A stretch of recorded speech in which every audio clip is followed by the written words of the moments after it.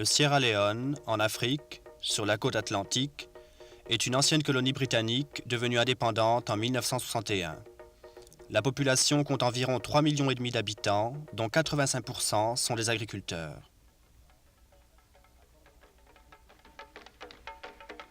À Port-Loko, beaucoup de fermiers vivent dans des maisons faites de boue séchée. La construction en est simple. On casse de la terre que l'on mouille et malaxe pour obtenir la boue qui sera plaquée sur les superstructures en bois.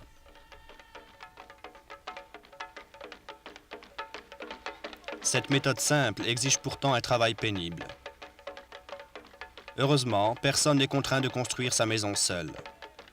On obtient facilement l'aide des voisins et c'est en fait toute la communauté qui participe aux travaux. Parfois, on applique une couche de ciment sur les murs de boue. Cela donne un bâtiment plus solide et donc plus durable. La nourriture de base du pays est le riz. C'est aussi la culture principale dans la région de Port-Loko, où les terres sont fertiles. Pourtant, il n'y a pas longtemps encore, les gens quittaient la région faute de travail et à cause des pauvres conditions sanitaires et de la pénurie de transport public.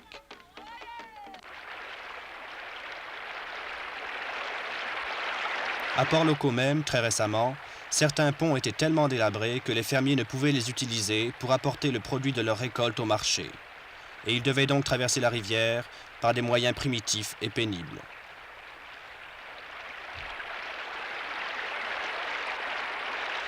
Sans pont adéquat, l'acheminement d'un malade à l'hôpital de la ville pouvait devenir un vrai calvaire.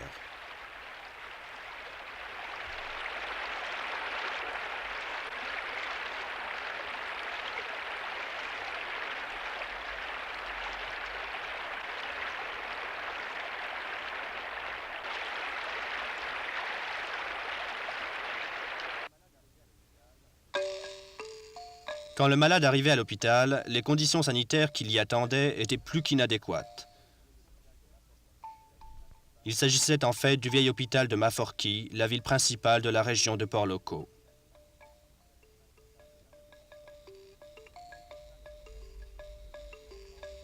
Le manque de salles était tel que mère et enfants devaient attendre dehors pendant des heures.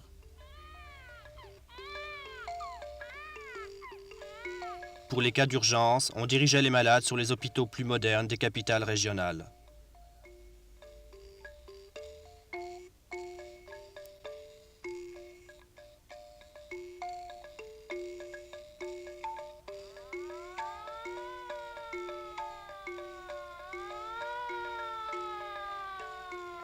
Le vieil hôpital de Maforki avait été construit pendant la période coloniale et depuis 1936, aucun agrandissement n'avait été effectué, malgré l'accroissement considérable de la population.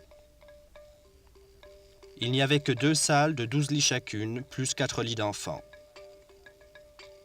Chaque jour, une foule de malades attendait dehors, soit pour une consultation, soit pour recevoir des soins qui étaient donnés dans des conditions d'hygiène douteuses.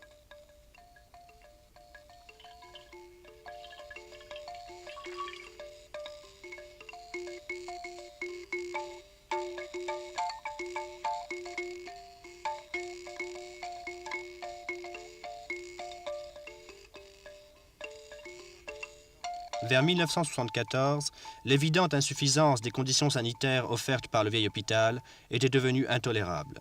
Un nouvel hôpital était plus que nécessaire, mais sa construction posait un grand problème puisqu'aucun fonds n'était disponible. On eut donc recours à l'idée d'auto-assistance, ce procédé qui avait toujours été employé par les gens de Port-Loko pour construire leurs maisons de boue.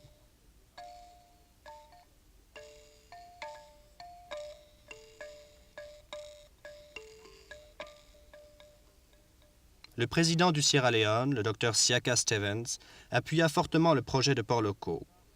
Au cours d'une session parlementaire, il fit part aux députés de son espoir de voir ce genre d'auto-assistance se développer dans tout le pays. Il promut des instructeurs pour expliquer le thème de l'auto-assistance aux habitants du pays, de manière à leur en faire comprendre le principe et pour les faire coopérer.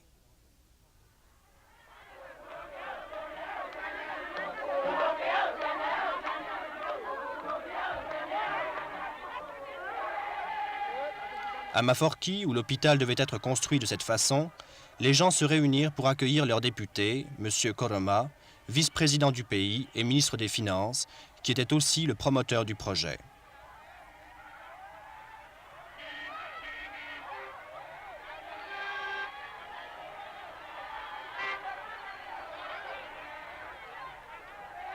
Le vice-président s'adressa aux grands chefs de la région, aux chefs des tribus et aux citoyens de la région de Port-Locaux. Il leur demanda de soutenir le projet d'auto-assistance par leur énergie et leur enthousiasme, ce qui était, disait-il, le seul moyen d'obtenir le nouvel hôpital tellement indispensable. Tous les gens comprirent et reçurent le message avec bonne volonté. Quand les travaux commencèrent, les seuls matériaux de base dont disposaient les exécuteurs du projet étaient une centaine de sacs de ciment et un don de $12. Mais la main-d'œuvre était abondante et le projet bénéficia de l'appui du président du pays, du vice-président et de plusieurs ministres qui se rendirent sur les lieux peu après le début des travaux auxquels ils participèrent.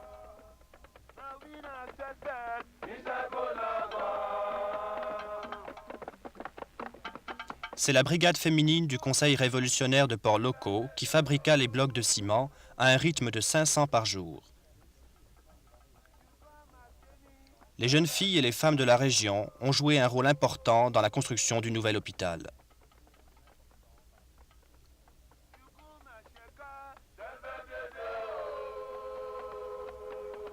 Le vice-président se rendait fréquemment sur le chantier et chaque fois, il participait aux travaux.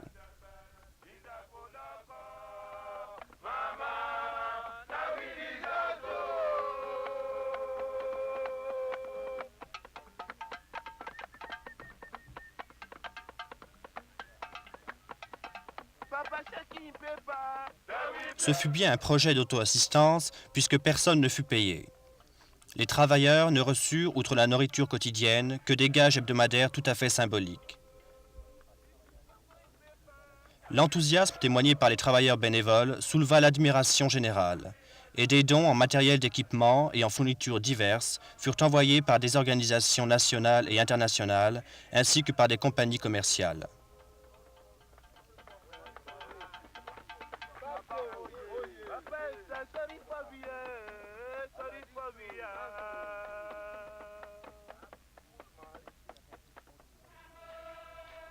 Telle fut la construction du nouvel hôpital, qui dura 1 an. Personne ne peut dire combien de personnes participèrent aux travaux. Il y en eut des milliers qui venaient des fermes, des écoles, des bureaux et des collèges, ainsi que de l'armée.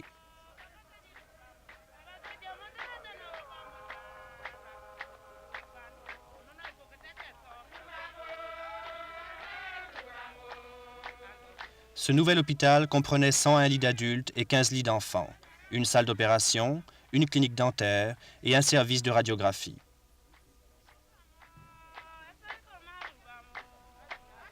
Les stérilisateurs furent envoyés par une large compagnie.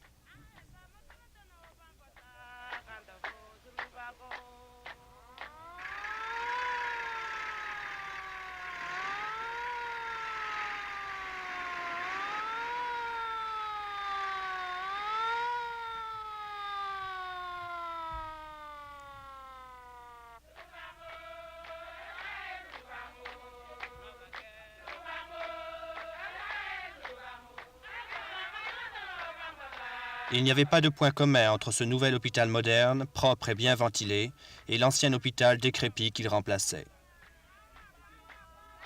Quand il fut ouvert, on ne pouvait guère imaginer comment la population avait pu se contenter de l'ancien. Les avantages du nouvel ensemble hospitalier étaient hautement appréciés par l'officier médical en charge, le docteur Alhaji Sekou Camara.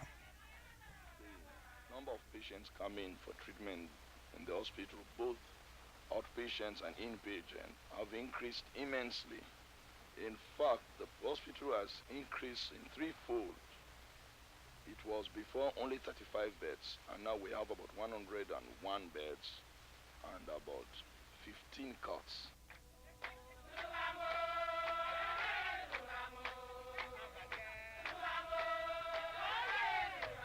C'est dans la maternité que la différence se faisait le plus sentir. Dans le vieil hôpital, le manque de place était tel qu'on avait dû transformer les toilettes en salles d'accouchement.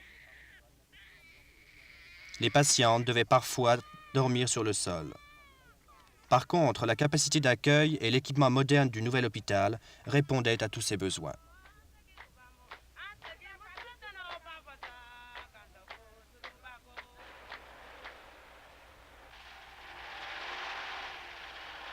À Maforki, la construction de ce nouvel hôpital dans le cadre de l'auto-assistance a été largement appréciée. I like it very much. At first, I didn't like to stay here at all because I have a family and medical facilities were very poor. But now we have a hospital being built by self-help. And besides that, there was a lot of hunger in the area. But now, everybody is engaged in agriculture and we have plenty to eat.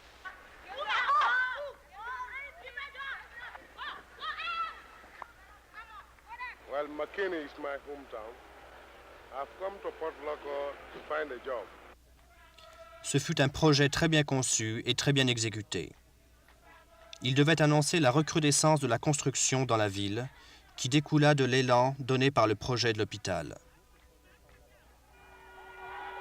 D'autres projets semblables à celui-ci devaient bientôt être mis à exécution au Sierra Leone, tel celui d'un marché à Binkolo.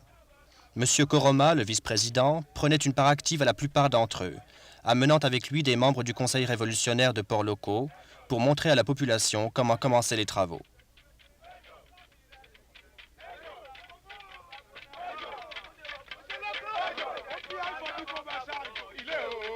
La construction du nouvel hôpital de Port Loko, dans ce cadre d'auto-assistance, a donné à la population un regain de confiance dans leur communauté. Ils restèrent chez eux au lieu d'aller aggraver la surpopulation des grands centres urbains. Le projet servit d'exemple pour les autres communautés de tout le pays, leur montrant quels résultats elles pouvaient attendre de leur propre initiative et de leur propre auto-assistance.